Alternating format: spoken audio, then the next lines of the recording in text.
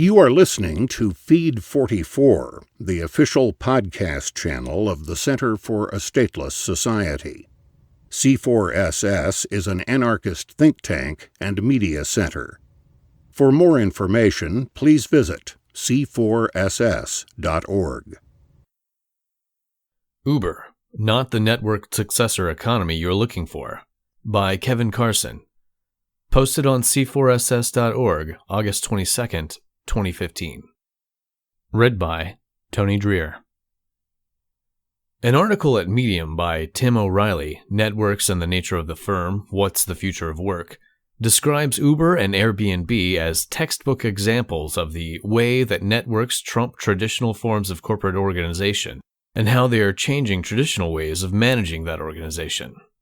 No.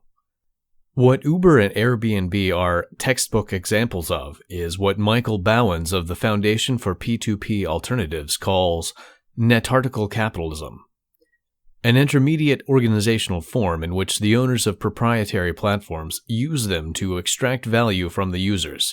As a friend on Twitter observed the same day the article was written, the capitalists at Uber and Airbnb extract usury from workers' use of their own physical capital. In the early 20th century, technological historian Lewis Mumford coined the term cultural pseudomorph to describe the co-optation of new liberatory technologies which open the possibility of fundamentally new social and economic relations into a pre-existing technologically superfluous institutional framework. His example was the central technology of the new neotechnic era, electric-powered machinery, which was ideally suited to a new economic model of relocalized craft production, with machinery scaled to the flow of production flow scaled to orders, and small manufacturing shops sited near the point of consumption, all on a lean demand-pull basis. Instead, thanks to an alliance between the capitalist state and the dominant economic players, electrical power was incorporated into mass production, a newer version of the paleotechnic dark satanic mills of the 19th century. Mass production threw away all the efficiency advantages of scaling production to demand at the point of consumption, and instead built a model based on running enormously expensive, large-scale, specialized machinery full speed to produce large batches, totally divorced from pre-existing demand. This required all the inefficiency of supply push, batch, and queue distribution, the cost of which more than offset the reduced unit costs of production in the factories themselves. We saw it again in recent years with attempts by global corporations to outsource actual production to small-scale job shops using cheap CNC machinery, which again is best suited to relocalize craft production, but using finance, marketing, and an ownership of patents and trademarks to retain a monopoly on distribution of the product.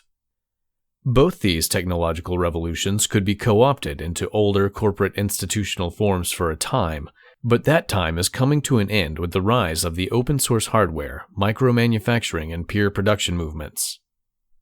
And the Uber/Airbnb sharing economy model, another intermediate form that involves putting new wine in old bottles, is likewise unsustainable. In the case of ride-sharing services, falsely so called, the sharing economy is ideally suited to genuine P2P organizational forms, horizontal and open source, owned and self-organized by the actual drivers and/or passengers themselves. Uber and Lyft, despite the fact that new network technologies render the corporate form entirely superfluous, are, just like Nike and Apple and other corporations that don't actually produce anything anymore, attempting to use intellectual property, in this case a proprietary walled garden app, enforced by their capitalist state to enclose the new technologies of abundance and extract rent from them. If you wonder how that's going to work out for them, just ask the music industry. You've been listening to Feed 44, the official podcast channel of the Center for a Stateless Society. C4SS is an anarchist think tank and media center. For more information, please visit c4ss.org.